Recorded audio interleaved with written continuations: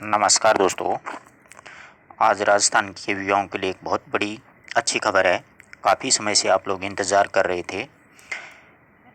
ग्राम विकास अधिकारी मतलब ग्राम सेवक की भर्ती है, उसका विज्ञापन जारी हो गया है। आप देख सकते हो, ये ऑथेंटिक पीडीएफ है, ऑथेंटिक सूचना है। आपको पूरी जानकारी दी जाएगी, इस वीडियो में अंत तक बने रहे। देखिए, राजस्थान कर्मचारी चयन बोर्ड जयपुर ग्राम विकास अधिकारी भर्ती, सीधी भर्ती 2021। ग्राम विकास पंचायती राज विभाग के लिए राजस्थान पंचायती राज नियम 1966 एवं राजस्थान अनुसूचित क्षेत्र अधीनस्थ मंत्रालय चतुर्थ श्रेणी सेवा भर्ती सेवा नियम 2014 के अंतर्गत इन पदों की भर्ती है वो की गई है। अब देखिए, टोटल पद देखते हैं अपन। पद का नाम क्या होगा? ग्राम विकास अधिकारी मतलब ग्राम सेवक।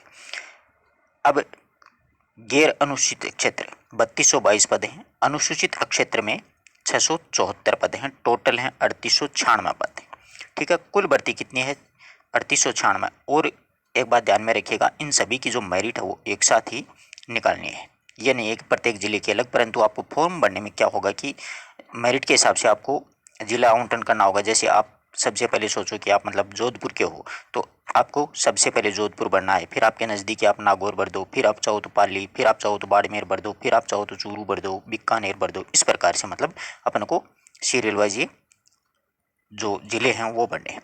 अब देखो, चयनित अभ्यर्थियों को जिला आवंटन किस प्रकार से होगा, इसकी थोड़ी सी जानकारी दे दूं।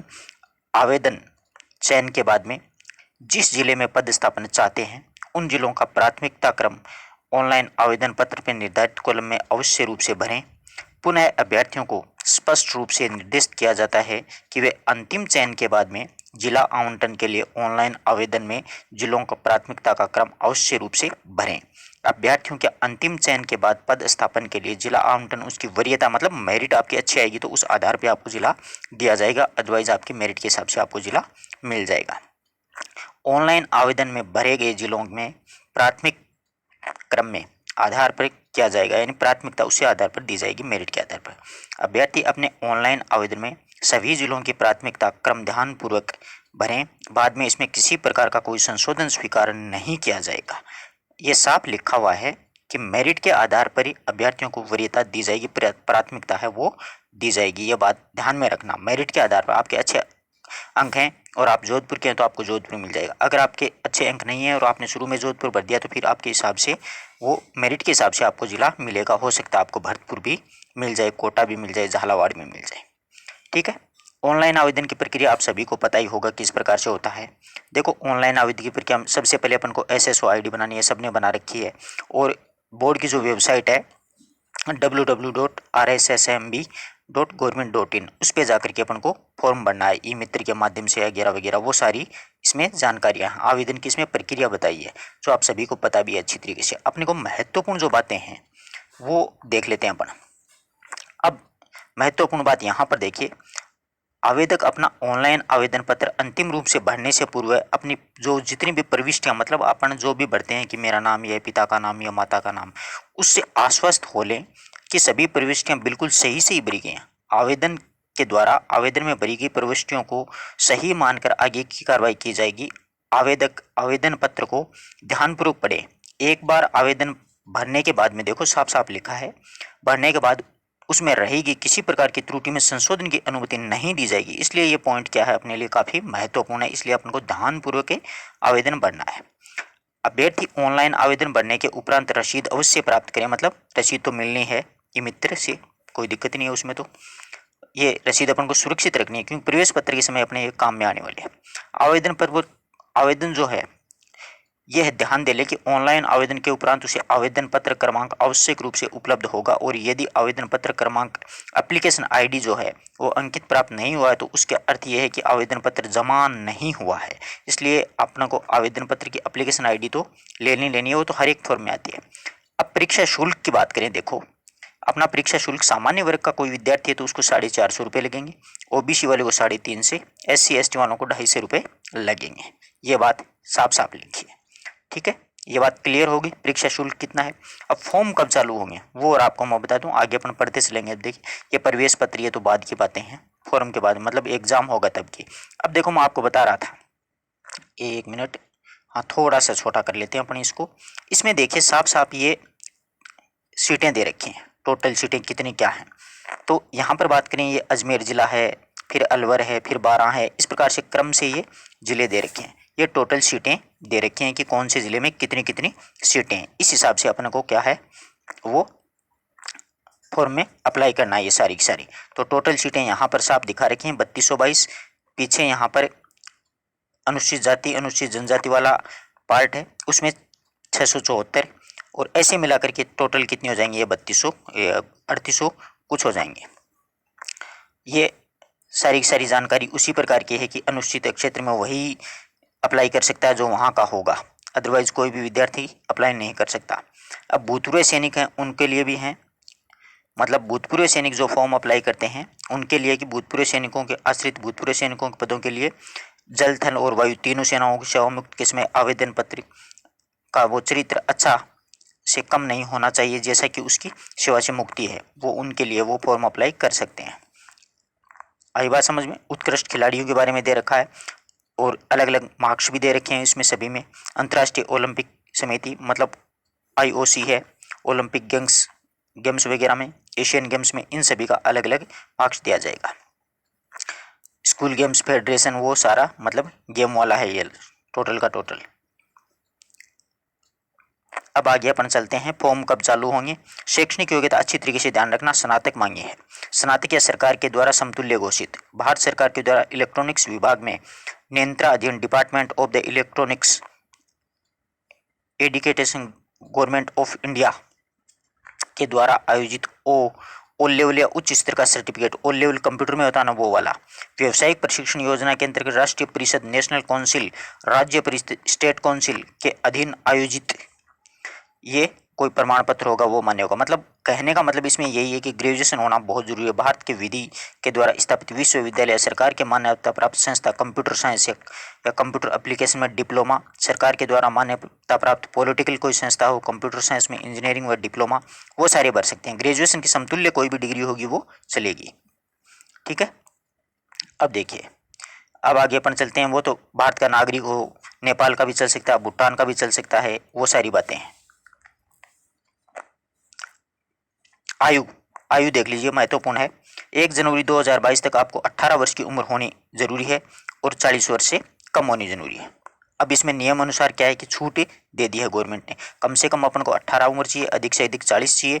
परंतु जिस भर्ती में वर्ष विशेष में सीधी भर्ती के पदों के लिए भर्ती नहीं हुई है तो उसके लिए आवेदक उस वर्ष की भर्ती आयु की दृष्टि से पात्र था तो उस आयु दृष्टि से पात्र माना जाएगा, उसको 3 वर्ष की छूट दी जाएगी। ग्राम विकास अधिकारी भर्ती परीक्षा का आयोजन 2016 के बाद में नहीं होने के कारण न्यूनतम 3 वर्ष की छूट दी जाती है, मतलब 43 वर्ष तक अधिकतम उम्र होनी चाहिए, कम से कम 18 मानिए इसमें। ठीक है, ये वाली बात क्लियर हो गई। अब आगे अपन चलते हैं, फॉर्म कब स्टार्ट होगी। देखो, परीक्षा शुल्क। अब इसमें ध्यान रखिए, परीक्षा शुल्क सहित ऑनलाइन आवेदन पत्र दिनांक 10/9/2021 मतलब 10 सितंबर से लेकर के 9/10/2021 मतलब 9 अक्टूबर तक, 10 सितंबर से इसी महीने में परसों से फॉर्म स्टार्ट हो जाएंगे और 9 अक्टूबर तक ये फॉर्म रात्रि 12 बजे मतलब 23:39 तक भरे जा सकते हैं, मतलब रात को 12 बजे तक भरे जा सकते हैं। आवेदकों की सलाह दी जाती है कि अंतिम दिनांक का इंतजार किए बिना ही निर्धारित समय पर आप फॉर्म अप्लाई कर दें। तो क्लियर हो गई, ये फॉर्म तब स्टार्ट होंगे 10 सितंबर को होंगे, 9 अक्टूबर को लास्ट डेट है इनकी। अगली बात समझ में।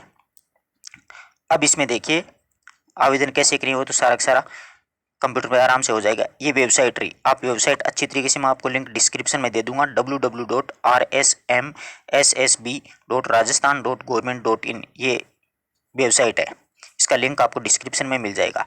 अब इसमें ये तो सारी चीज़ें आप जानते हो, फोटोग्राफर हस्ताक्षर स्पष्ट नहीं होने पर आवेदन अस्वीकार किया जाएगा, मतलब सब कुछ साफ होना चाहिए, वो तो कोई दिक्कत ही नहीं है। अब आगे चलिए, आप लोग कुछ महत्वपूर्ण बातें और हैं एक दो, वो उस पर और डिस्कस कर लेते हैं। इसमें 2 परीक्षाएं होंगी, एक ये भी बात ध्यान में रख लेना आप लोग। ये वेबसाइट तो आप सभी को मैंने बताई दी है, इस पे जाकर के आपको साइन करना। अब देखो, एक महत्वपूर्ण बात है ये रह गई है, जिसमें क्या है कि मिल नहीं रही है, 1 मिनट देखते हैं।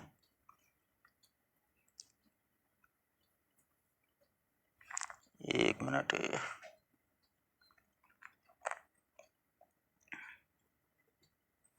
पत्नी चयनित वाला, इसमें एक तो प्री परीक्षा होगी और एक मैन परीक्षा होगी, ये भी बात आपको ध्यान में रखनी है, ठीक तरीके से देखना, वो पॉइंट आएगा अभी। स्वास्थ्य चरित्र, विकास अधिकारी,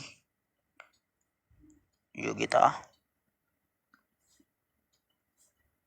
परीक्षा काल, स्थानीय निवासी होना जरूरी है, वो तो SC ST वाला जो है ना, अनुसूचित क्षेत्र वाला, उसका है वो।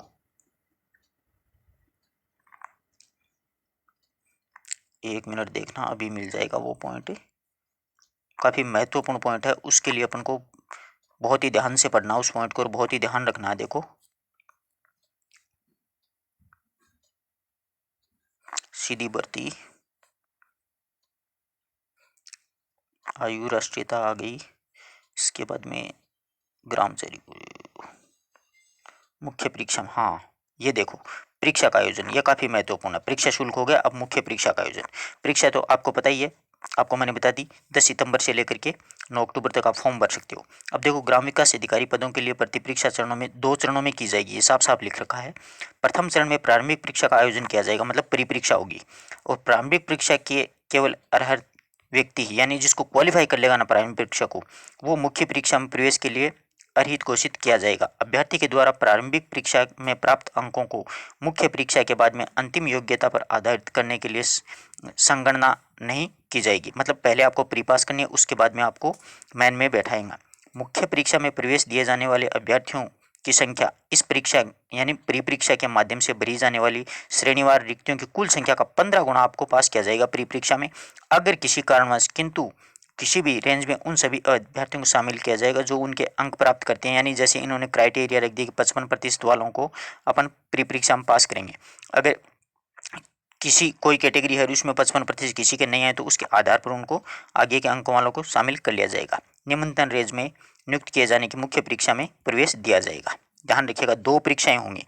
जो प्री परीक्षा जो है इसका आयोजन संभवतया दिसंबर माह 2021 में करवाए जाने की योजना है, परंतु मुख्य जो परीक्षा है उसका फरवरी 2022 में आयोजन किया जाना, मतलब एक संभावित है, एक संभावना है कि दिसंबर में प्री परीक्षा करवा देंगे और फरवरी जो 2022 है उसमें मुख्य परीक्षा का आयोजन वो करवा देंगे। प्रारंभिक और मुख्य परीक्षा बोर्ड के द्वारा आवंटित परीक्षा केंद्रों पर करवाई जाएगी। और दूसरी बात, बोर्ड के पास में परीक्षा के दिनांक एवं स्थान परिवर्तन करने का अधिकार सुरक्षित है, यानी परीक्षा ये कन्फर्म नहीं है कि दिसंबर में ही करवाएंगे और फरवरी में करवाएंगे, हो सकता है आगे पीछे भी ये हो सकती है। ये बहुत ही महत्वपूर्ण बात है, 2 परीक्षाएं होंगी, अच्छी तरीके से तैयारी कीजिए। अच्छी पोस्टें आई हैं, आपके लिए गोल्डन चांस है। काफ़ी समय से लोग इंतजार कर रहे थे कि भर्ती कब आएगी ग्राम सेवक की, वो भर्ती आपके लिए आ चुकी है।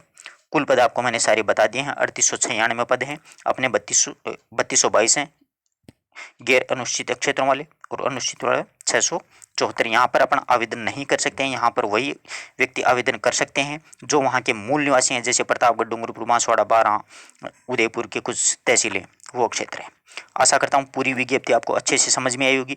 PDF अगर चाहिए तो आपको टेलीग्राम का चैनल जो लिंक है वो मैं आपको डिस्क्रिप्शन में दूंगा, वहाँ से आप PDF भी प्राप्त कर सकते हैं। धन्यवाद दोस्तों।